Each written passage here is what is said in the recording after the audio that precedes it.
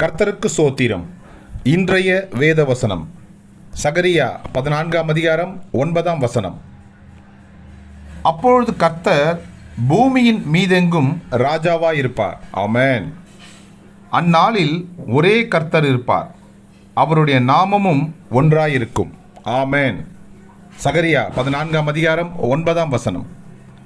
அப்பொழுது கர்த்தர் பூமியின் மீதெங்கும் ராஜாவாயிருப்பார், அந்நாளில் ஒரே கர்த்தர் இருப்பார், அவருடைய நாமமும் ஒன்றாயிருக்கும். ஆமென். சகரியா 14:9.